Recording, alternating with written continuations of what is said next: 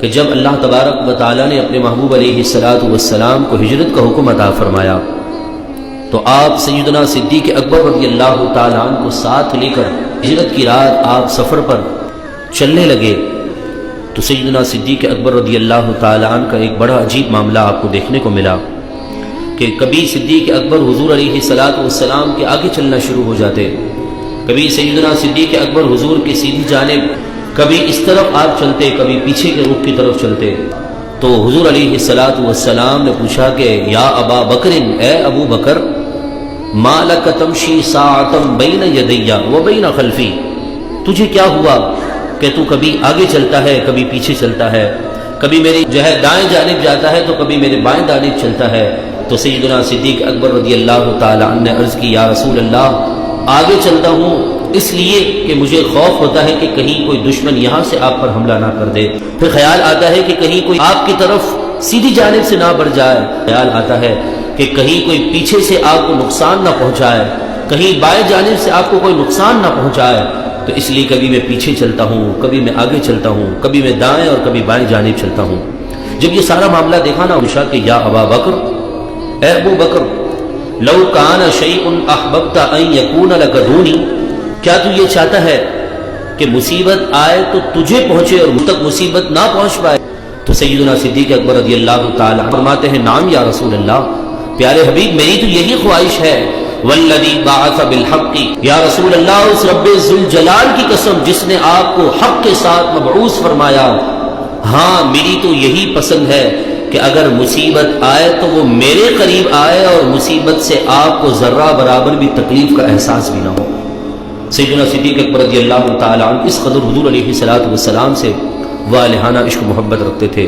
اور جب سیدنا صدیق اکبر رضی اللہ تعالی عنہ اس رات جب غار ثور کے قریب پہنچے تو جانثار صحابی عاشق اکبر سیدنا صدیق اکبر رضی اللہ تعالی عنہ فرمانے لگے، یا رسول اللہ آپ میرے کندھے پر سوار ہو جائیے، میں آپ کو اپنے کندھے پر سوار کر کے غار ثور پر لے جانا چاہتا ہوں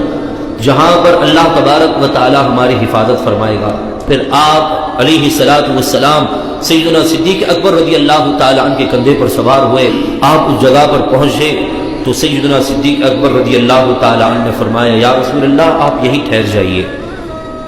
میں اندر غار میں دیکھ کر آتا ہوں، کوئی موذی جانور یا ایسی کوئی تکلیف دینے والی چیز تو موجود نہیں۔ آپ اندر گئے، جتنے وہاں پر سوراخ موجود تھے آپ نے بند کر دیے اور دیکھا کہ اندر کوئی موذی چیز موجود نہیں ہے، تو حضور علیہ السلام سے آپ نے عرض کی، یا رسول اللہ اب آپ اندر تشریف لے آئیں، کہ وہاں پر ایک سوراخ باقی رہ گیا تھا۔ سیدنا صدیق اکبر رضی اللہ تعالی عنہ نے اپنے ایڑی سے اس سوراخ کو بند کر دیا۔ حضور علیہ السلام آپ کے ران پر سر رکھ کر آرام کرنے لگے، اور وہ سانپ کہ جسے پتا تھا کہ اس غار کے اندر امام الانبیاء خاتم النبیین سید المرسلین صلی اللہ تعالی علیہ وسلم ہجرت کی رات تشریف لائیں گے، تو وہ حضور کا دیدار کرنے کے لیے بے تاب تھا۔ سارے سوراخوں کو دیکھا تو وہ بند تھے، لیکن ایک سوراخ پر نظر پڑی تو وہ نرم تھا،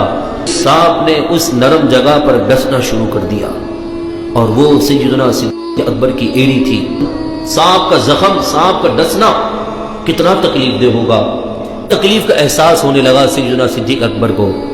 لیکن آپ نے پاؤں میں حرکت نہ کی کہ کہیں حضور علیہ السلام کی نیند میں خلل نہ آ جائے۔ آپ نے پیر نہ اٹھایا، اور چند قطرے آنسو کے حضور علیہ السلام کے رخسار پر گر پڑے۔ تو حضور علیہ السلام نے آنکھ کھول کر پوچھا کہ اے ابو بکر تجھے کیا ہوا؟ کہا کہ یا رسول اللہ سانپ نے میرے پیر میں ڈس لیا ہے۔ تو حضور علیہ السلام نے پاؤں دیکھا اور اپنا لعاب ادھر لگایا، اللہ نے اسی لمحے شفا عطا فرما دی۔